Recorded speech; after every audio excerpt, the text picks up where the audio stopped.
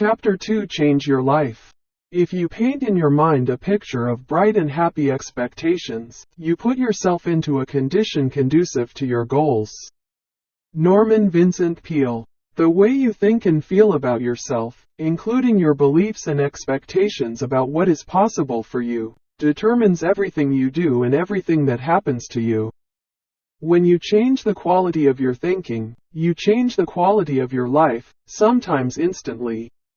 You have complete control over only one thing in the universe: your thinking.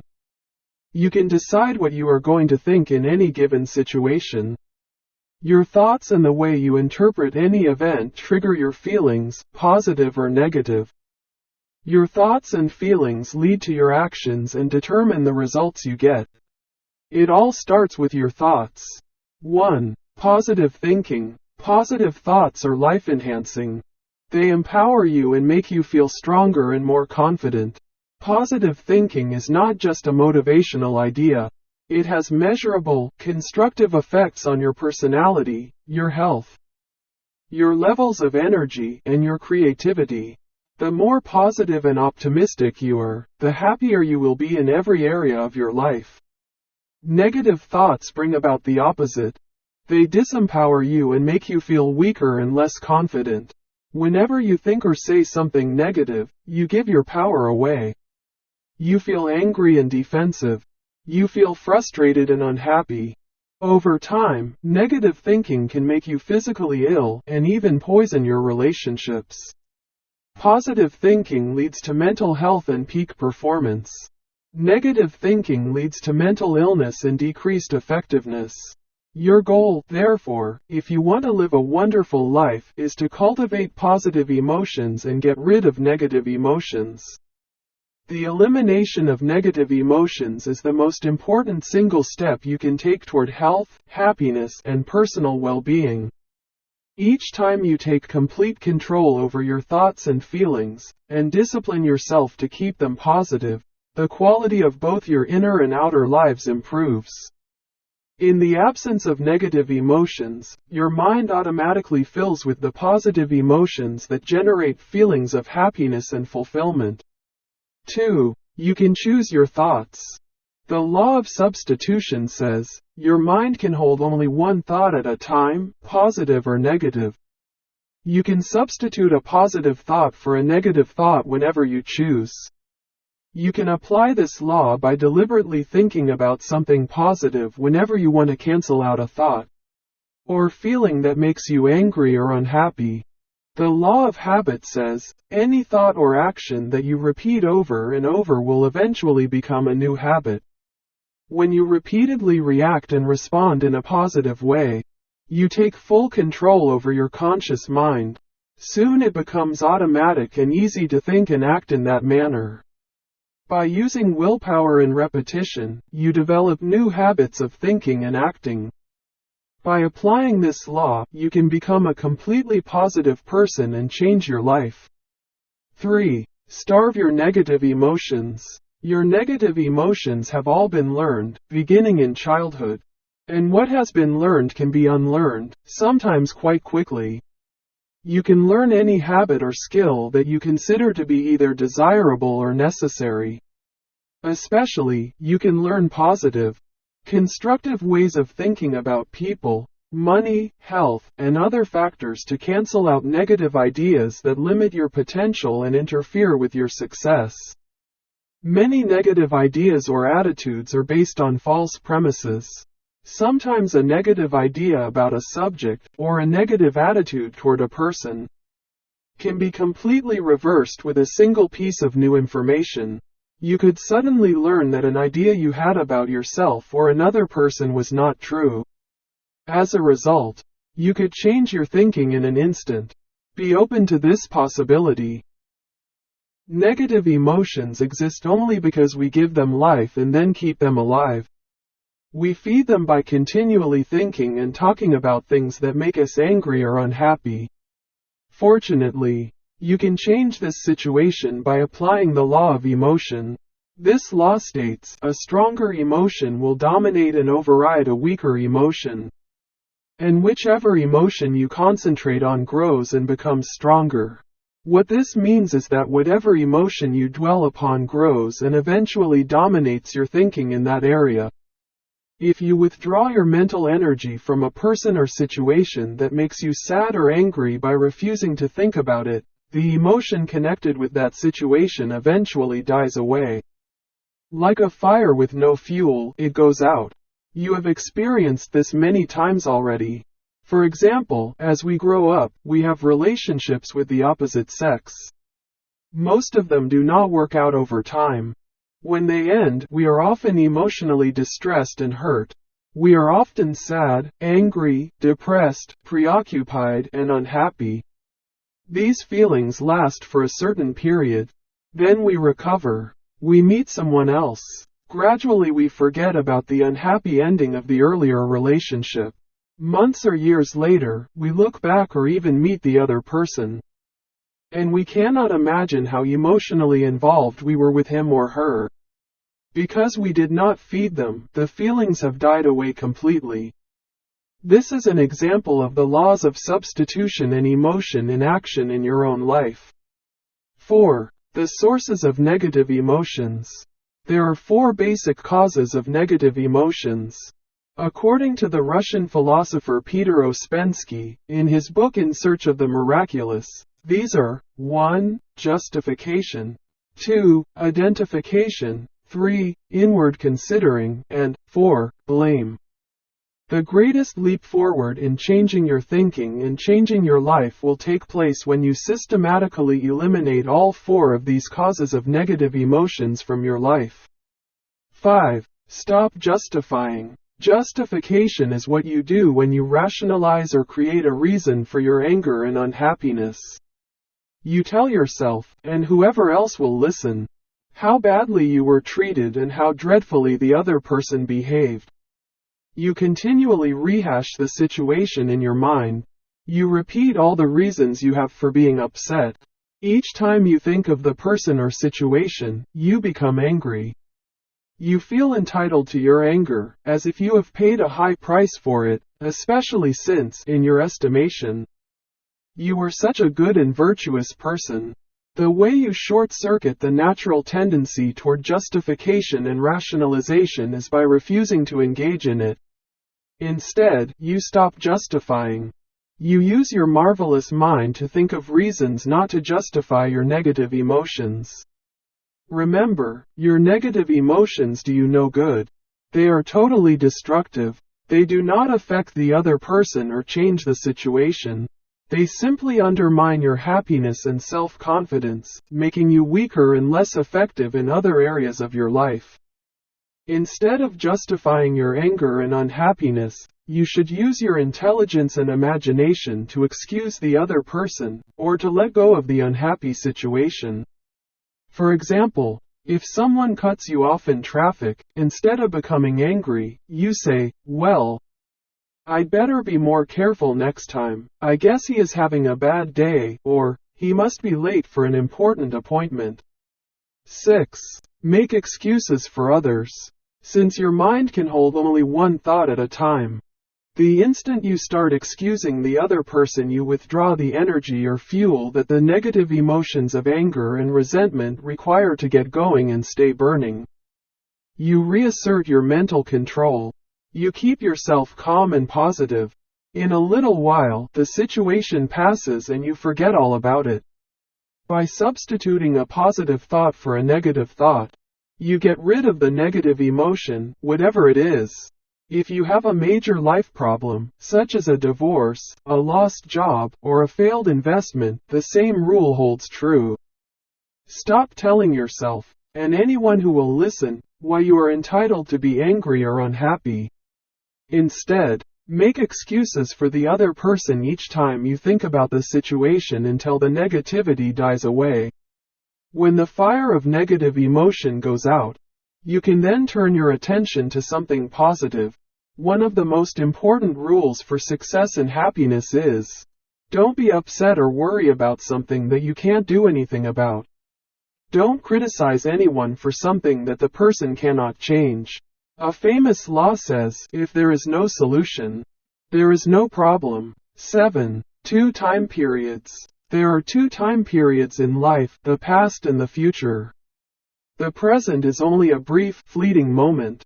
You can choose to focus your attention on what has happened, which cannot be changed, or on the future, on what is possible, over which you have some control.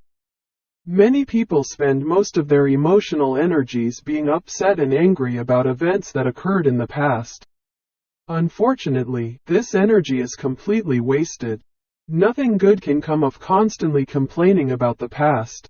Even worse, the negative emotions kept alive by reliving past events rob you of the joy and excitement that you could experience by thinking about future possibilities. 8. Let it go. A psychiatrist with more than 25 years' experience working with unhappy people wrote that the two most common words he heard in his practice were the words, "if only." It seemed that most unhappy people are held back by some event that occurred in the past that they cannot let go of. They are still resentful, angry, or depressed over something that someone did or did not do or say. They are angry with one or both parents, a sibling, a previous relationship or marriage, a boss or business relationship, a failed investment or financial mistake.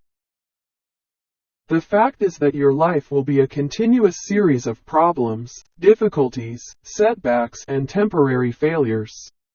These unexpected and unwanted reversals and disappointments are a normal, natural, and unavoidable fact of growing up.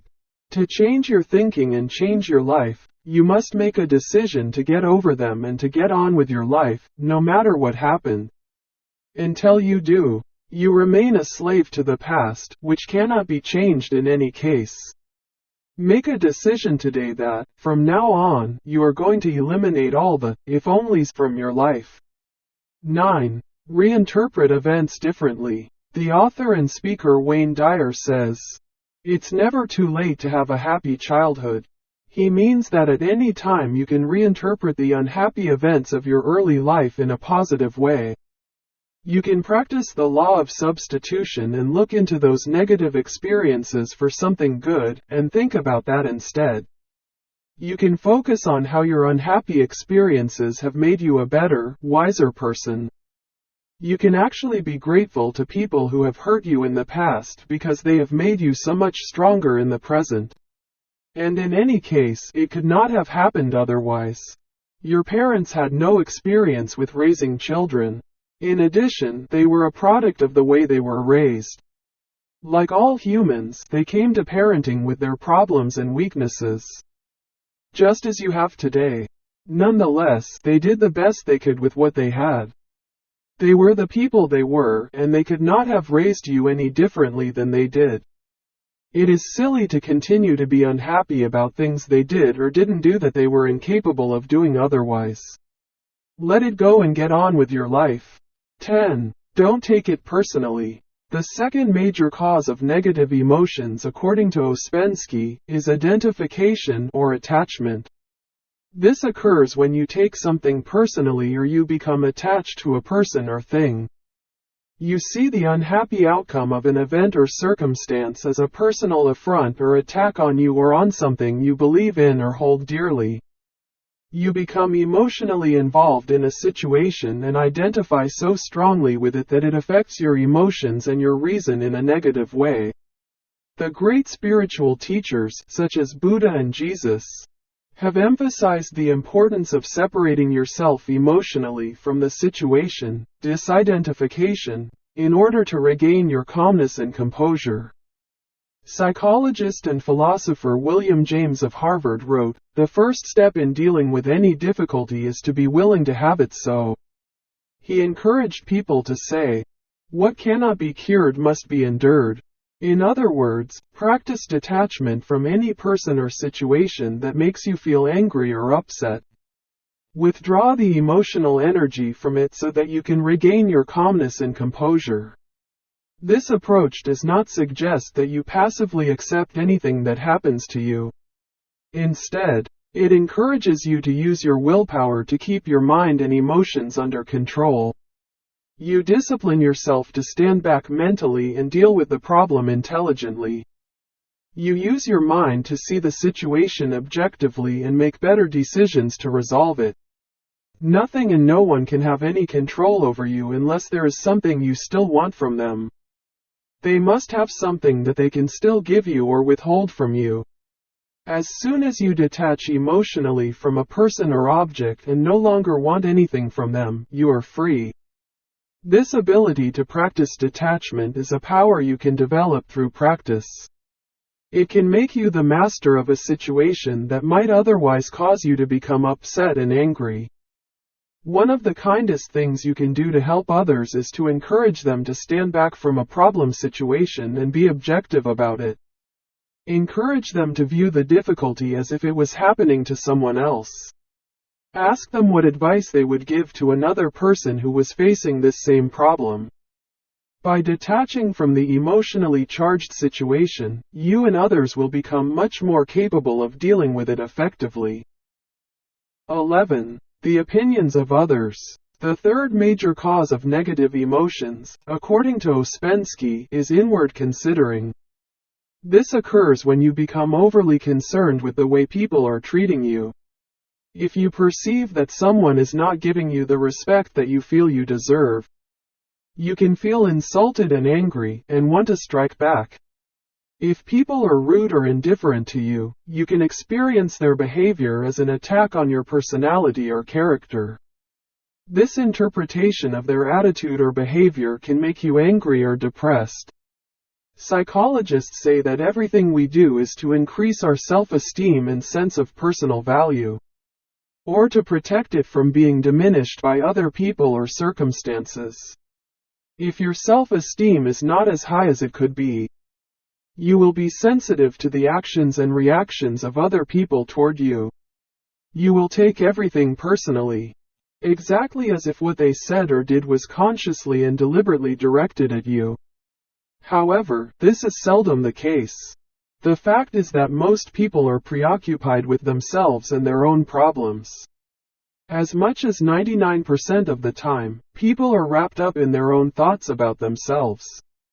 They devote the other 1% of emotional energy they have available to everyone else in the world, including you.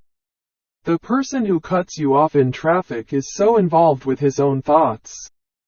He is not even aware of your existence. It would be silly to become angry or upset over his thoughtless action. 12. Set your own sails. There is a rule that I have learned from experience. Never do or refrain from doing something because you are concerned about what people might think about you. The fact is that nobody is even thinking about you at all. Of course, I am not talking about criminal or antisocial behaviors. But it is amazing how many people make decisions to get into or to not get into relationships, businesses, new endeavors, adventures, and other things for fear that someone else might not approve. They stay in marriages they hate, they work at jobs they dislike, or they turn down business opportunities for fear that someone, anyone, might criticize them. The truth is that no one cares more about your key life decisions than you do. Plan accordingly. In Abraham Maslow's studies of self-actualizing people, those 1 or 2% of men and women who are fully mature, fully functioning adults, he found a particular quality that they all had in common: they were completely honest with themselves. They were objective and clear about their own strengths and weaknesses. They did not hope or pretend that they were other than they were. This self-acceptance was a foundation stone of their self-esteem and self-respect. Because they knew who they were and who they were not, they did not feel that they had to continually earn the approval of others. They took the opinions of others into consideration, but then they made their own decisions. They were not overly influenced by the possible approval or disapproval of other people. You should do the same. You are the one who cares the most and who is most affected in any case. 13. The respect of others. When Somerset Maugham, the famous English author, was asked by a reporter for his chief motivation for writing, he replied, "I write to earn the respect of the people I respect." The fact is that much of what you do, or fail to do, is influenced by the same concern. You do many things in your social life to earn the respect of the people you respect, or at least not to lose it. In fact, the people whose respect is most important to you largely determine how good you feel about yourself, both at home and at work. The respect of others has an inordinate influence on your self-esteem because it is so closely linked to your self-ideal and your self-image. Exceptional men and women look up to and seek the respect of men and women of character and accomplishment. They strive, at an unconscious level, to behave and to live up to their ideals of how an excellent person would behave. One of the most important decisions you make as you go through life is to decide for yourself the specific people whose respect is of the greatest value to you. Once you are clear about who you respect and why you respect them, you can then organize your life in such a way that you continually earn that respect, whether they know of your actions or not. 14. The respect of others. In the famous book In His Steps by Charles M. Sheldon, Christian Library, 1984, an entire town agrees, prior to every act or decision, to ask the question, "What would Jesus do?" and then to behave accordingly. The eventual outcome for the townspeople was that the problems that had divided them were soon solved and the town became happy and prosperous. They created an ideal for themselves and then built their lives around living up to it. In a study of successful men and women, most of whom had started from humble beginnings, researchers found that these people had almost all been avid readers of biographies and autobiographies when they were young. As they read the life stories of famous men and women, they imagined themselves having the same qualities and characters of the people they were studying. When they became adults themselves, those qualities and virtues had become part of their thinking and guided their choices and decisions in later life. Modeling has been used as a powerful way to develop personality and character throughout history. Young people have been encouraged to study school heroes and heroines, and emulate them as much as possible. In the military, the heroic acts of soldiers and sailors from the past are taught as part of the curriculum, encouraging young soldiers and sailors to think and act like them when the situation demands it. The people you most admire and look up to have an inordinate influence on how you think and feel about yourself, and the kind of decisions you make. Who are your role models? 15. Choose your role models with care. There is nothing wrong with being thoughtful and concerned about the feelings and reactions of others toward you and your choices. When you select admirable people to look up to, you develop an inner guide that leads you to conduct yourself in an excellent way yourself. What is silly and self-defeating, however, is for you to allow yourself to be inordinately influenced by the fleeting opinions of people whose regard and respect is of no concern or value to you.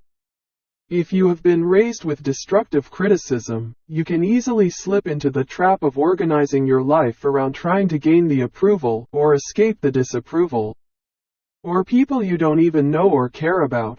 Here is the way to avoid this form of negative emotion. Decide for yourself the men and women you most admire, and the qualities they have that you would most like to emulate. From now on, when you have to make a decision, think about someone you admire and ask, what would he or she do in this situation? When you ask this question, you actually connect at an unconscious level with a higher power that will then give you guidance and insight. You will experience a deep inner knowing of exactly the right thing to do or say. You will make the right decision and achieve the desired result. This is a technique used by many successful men and women. Give it a try and see what happens. 16. The worst negative influence of all. The fourth major cause of negative emotions, according to Ouspensky, and the trigger of anger, resentment, envy, jealousy, and frustration of any kind is blame. It is blame especially that generates anger, the worst of all the negative emotions. Anger is more destructive than any force in the human world. Uncontrolled anger destroys health, relationships, families, businesses, and societies, and is the chief generator of wars, revolutions, and social conflict. The primary cause of anger can be traced back to destructive criticism in early childhood. Whenever a person is criticized, he reacts exactly as if he is being attacked, with defensiveness and resentment. Since any behavior that you repeat over and over becomes a habit, many people develop the habit of responding with anger to every problem, disappointment, or frustration they experience. Eventually, they reach the point where they are always angry about something. To become angry, a person must be able to blame someone for something that has happened or not happened that they don't like or approve of. Many people are so preoccupied with blaming others for their problems that they lose contact with reality. They see the entire world through a lens of blame and its sister emotion, guilt. Whenever there is a problem, personal or public, the angry person automatically concludes that someone must be to blame. The individual then spends his time and emotion apportioning blame among various parties. This obsession with blame and anger, leading to resentment and envy, can often consume the person who experiences it.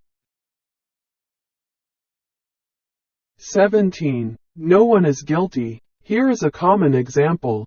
Two people in love get married. Both of them have the best of intentions and the highest of expectations for the future. Or they wouldn't get married in the first place. Unfortunately, people and situations change over time. The couple finds that they are no longer happy together and decide to divorce. But then the problems really begin. Instead of agreeing, like adults, that they have reached a point where they are incompatible and they no longer want to live together, blame must be apportioned. Someone must be guilty. The guilty party must be punished. Lawyers and judges now have to get involved. Detectives and accountants are hired to dig up dirt on each party. The situation gets worse and worse until it finally ends in anger, bitterness, accusations, and even hatred. The best of solutions, when a marriage or a relationship does not work out, is to accept that fact as an unfortunate reality, make reasonable provisions for each party, and then for each person to get on with his or her life. Many couples are doing this today through mediation rather than going through the bitterness of a traditional divorce. The results turn out to be better for everyone involved. It is a psychological fact that most people feel that they are right in whatever they do. But as soon as one person starts to blame the other, and even worse, demand that the other person admit to being guilty, the emotional and legal battles begin. The saddest part of these legal battles is that they usually end where they started, with no one having gained very much. 18. Accept responsibility. The best way to eliminate anger of all kinds is to accept responsibility. The acceptance of responsibility immediately short-circuits the emotion of anger. All the energy that anger requires for its existence is cut off. As soon as you say, "I am responsible," your anger stops. Because of the law of substitution and the fact that your mind can hold only one thought at a time, you cannot accept responsibility for your situation and be angry at the same time. The idea of blame, on which the emotion of anger is based, is cancelled out by the decision to accept responsibility. 19. Positive versus negative worldviews. There are two basic ways of looking at your world. You can have a positive and benevolent worldview or a negative and malevolent worldview. By taking responsibility for yourself and what happens to you, you become positive. You see the world in benevolent terms. You become more optimistic toward yourself and your possibilities. You become a happier and more effective person. In contrast, when you take a negative or malevolent worldview, you see problems and injustice everywhere. You see oppression and evil. You see guilty people all around you. You see limitations and unfairness rather than opportunity and hope. Worst of all, you spend your time apportioning blame to various people and institutions for all the problems you see. 20. Differences in results. For example, in this country, some people are better off than others. This has been true of all societies throughout human history. This can be for various reasons. It may be the result of different people having different talents, ambitions, and desires. It may be the result of some people working harder, having a better start at life, being born with greater intelligence, or simply being at the right place at the right time to catch a favorable trend in the economy. In any case, people who are well off are not to blame for the fact that other people are not well off. People who are healthy are not to blame for the fact that other people are sick. People who are successful and happy are not to blame for those who are unsuccessful and unhappy. People who are building a good life for themselves and their families are not at fault because other people are not. Success does not cause failure. Correlation is not causation. Because both situations occur simultaneously, this does not mean that one caused the other. An honest acceptance of this simple fact would solve many arguments and disagreements at the philosophical and political levels. 21. The power of forgiveness. The root cause of negative emotions. The main factor that predisposes a person to blaming and to anger and resentment, fear and doubt, envy and jealousy, is the inability to forgive someone we feel has hurt us in some way. As we develop as children, we go through a phase where justice is very important to us. We fixate on the concept of fairness. We are upset by any situation in our lives that does not seem to be fair and equitable to anyone, especially if it concerns ourselves. Whenever we feel that we or anyone else has been unfairly treated, for any reason, we take it as a personal attack. Our fragile self-esteem is threatened. We react with anger and resentment.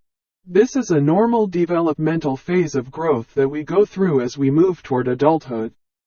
However, some people fixate at this stage and never grow beyond it. If we are not taught the importance of letting go of our grievances as children, we will come into adulthood with a gunny sack of unforgiven experiences.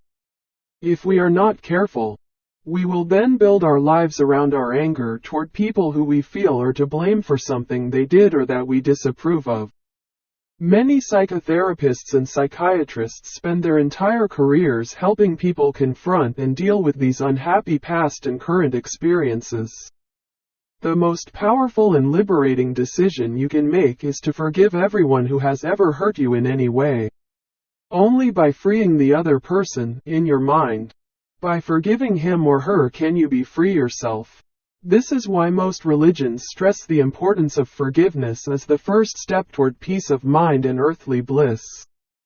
Just imagine how you would feel if you had no anger toward anyone at all in the whole world. Imagine being a completely positive, optimistic, cheerful person, with high levels of self-esteem and enthusiasm and unlimited self-confidence. Imagine being a warm, friendly, loving person filled with feelings of calmness and inner peace. All this is possible for you when you practice forgiveness. In contrast, the refusal or failure to forgive lies at the base of negativity, anger, stress, anxiety, mental and physical illness, and most unhappiness. The refusal to forgive keeps you trapped. Forgiveness sets you free. And it is always a choice you make. It has nothing to do with the other person or situation. 22. It takes two. Some people hold themselves back from forgiving with a false basic premise. They think that by forgiving they are condoning the behavior of the person they are mad at.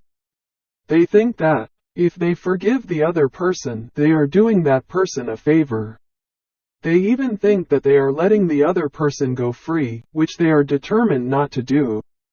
The fact is that it takes two to make a prison, the prisoner and the jailer. Both are in the jail. When you let the other person go free, you liberate yourself. You don't have to condone the behavior or like the person who hurt you.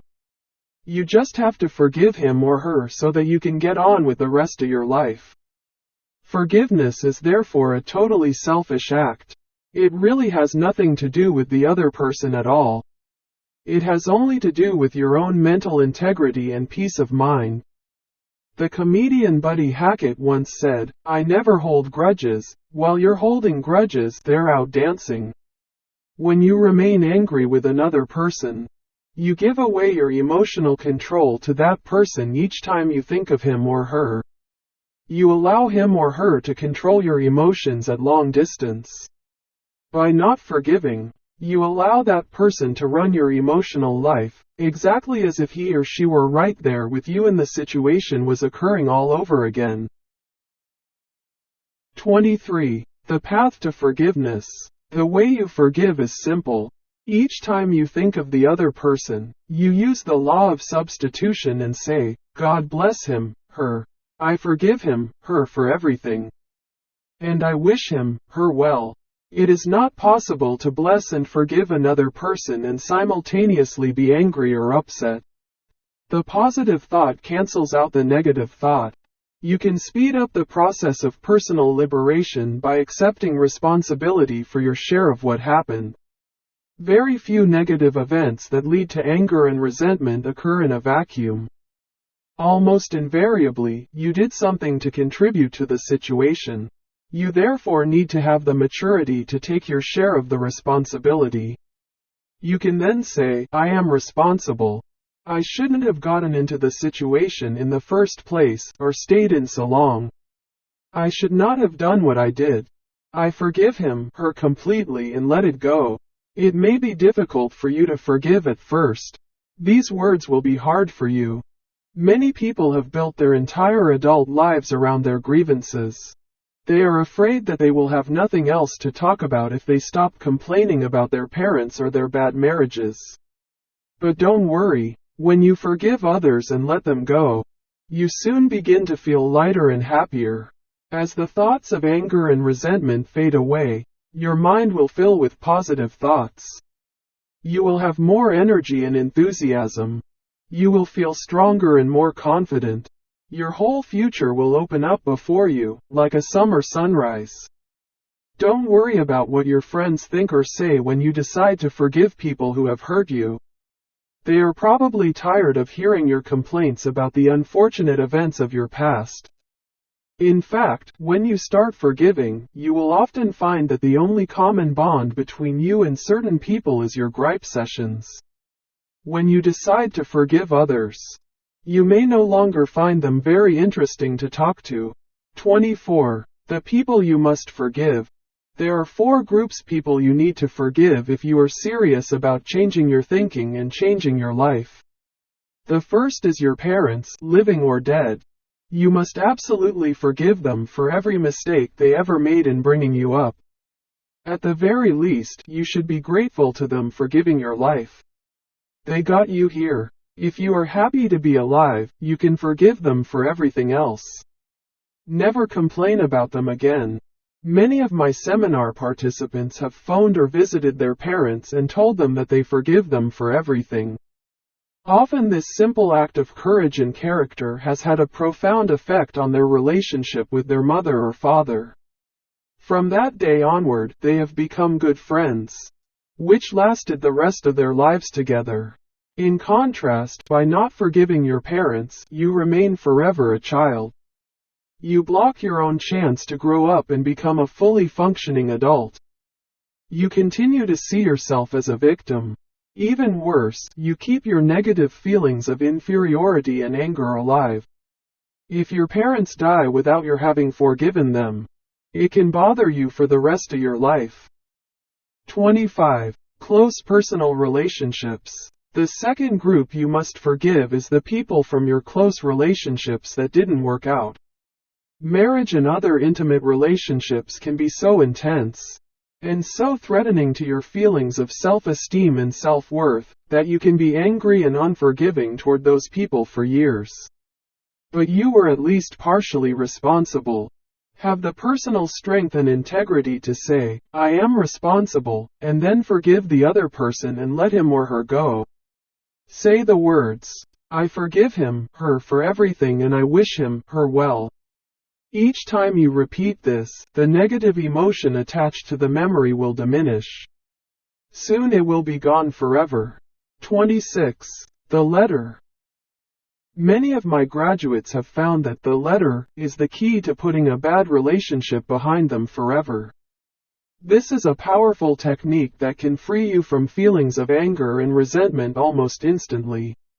Here is how it works. You to sit down and write the other person a letter of forgiveness. It consists of 3 parts. First you say, I forgive you for everything you ever did that hurt me. Second, you write out a description or list of every single thing that you are still angry about. Some people write several pages in this part. Third, you end the letter with the words, I wish you well. You then take the letter to the mailbox and drop it in. At that moment, you will feel a huge sense of relief and you will be free at last. By the way, don't worry about how the other person might react. That is not your concern. Your goal is to free yourself, to regain your peace of mind, and to get on with the wonderful life that lies ahead of you. 27. Clear your slate. The third group you must forgive is everyone else in your life who has ever hurt you in any way.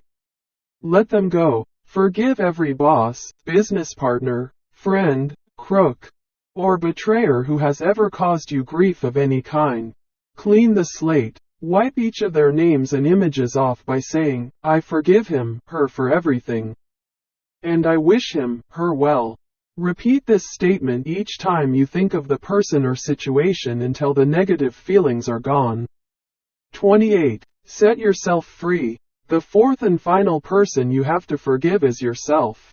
You must absolutely forgive yourself for every silly, senseless, wicked, brainless, thoughtless, or cruel thing you have ever done or said.